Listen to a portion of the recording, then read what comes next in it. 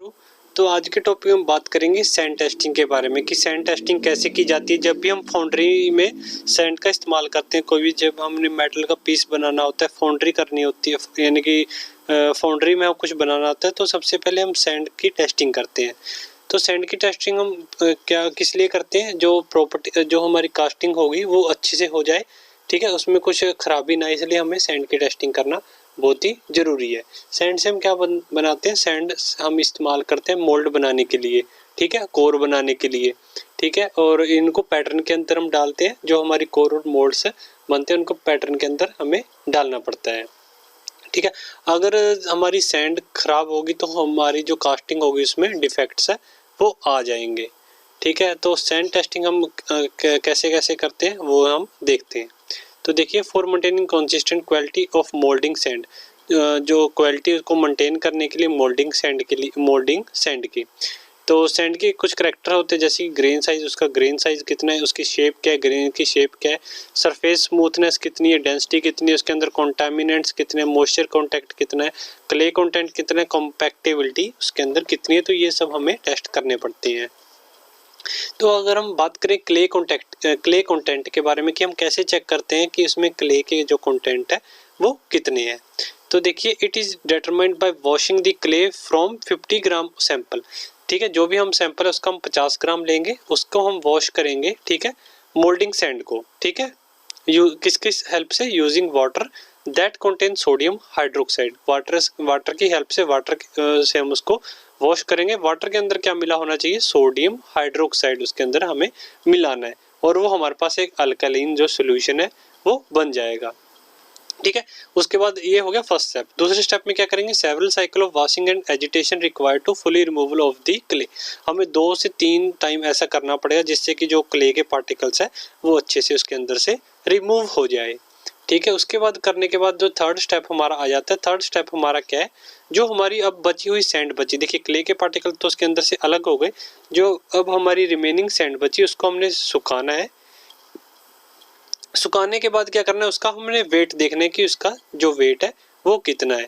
Wait to the determine to the amount of clay removed from the sample, इससे हमें पता चल जाएगा कि हमें हमारी जो क्ले है वो मिट्टी में हमारी जो क्ले थी वो कितनी थी। अब देखिए इसका हमें कैसे पता चला, सपोज कीजिए हमारे पास क्या है 50, हमारे पास 50 ग्राम क्या है टोटल, हमारे पास जो लेके आए हैं वो टोटल हमारे पास सैंड है। सैंड में से जब हमने क्ले कॉन्टेक्ट को बाहर निकाला और हमने उसको वेट किया, वॉश करके उसके वेट किया, जो हमारे पास आया 40 ग्राम, ठीक है, 50 ग्राम तो 40 ग्राम, तो हमें पता लग गया कि 10 ग्राम इसमें क्या थी, क्ले के कॉन्टेंट थे, ठीक है।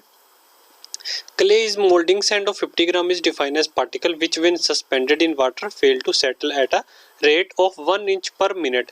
और दूसरा प्रोसेस क्या है, देखिए, जब हम मिट्टी, जो हमारी मिट्टी है, क्ले है, जब हम 50 ग्राम को पानी के अंदर डालेंगे तो 1 मिनट में 1 इंच पर मिनट, यानी कि 1 इंच जितनी 1 मिनट में 1 इंच अगर उसके अंदर जो पार्टिकल्स है वो नीचे की तरफ सेटल हो रहा है, क्योंकि देखिए पानी में अगर आप कुछ डालते मिट्टी डालते हैं वो तो नीचे की तरफ वो सेटल होती है, तो पर मिनट 1 इंच पर मिनट अगर वो नीचे सेटल हो रही है तो जो उसमें जो क्ले के कंटेंट है वो कितने, लेस देन कितने, 20 माइक्रोन से कम है, पर 0.0008 इंच इन डायमीटर उसका ये साइज है, और वो 20 माइक्रोन से कम है। तो इससे हमें ऐसे हमें पता चलता है कि कितने उसमें क्ले के कंटेंट है।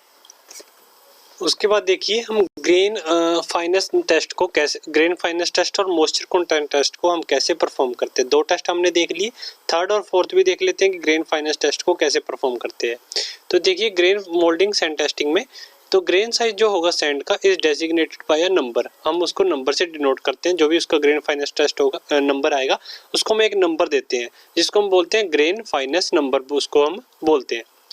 वो हमें क्या बताता है, वो हमें बताता है कि average size as well as the portion of smaller and the larger grain, वो हमें जो भी ग्रेन, जितने भी ग्रेन साइज उसका एवरेज साइज बताए किस साइज का है, और पोर्शन बताए कि स्मॉलर साइज के क्या है और लार्जर साइज के ग्रेन है, उनका क्या रेशियो है, वो हमें ग्रेन फाइनेस टेस्ट से पता चलता है। अब ये कैसे पता चलेगा, देखिए, this number correspond to a number of message in a standard sieve 280 mm in dia, एक जो सीव मैंने आपको बताया था, सीव क्या होता है, सीव होते है एक छालनी की तरह होती है, जैसे आटा छालने वाली छालनी होती है आपके घर में।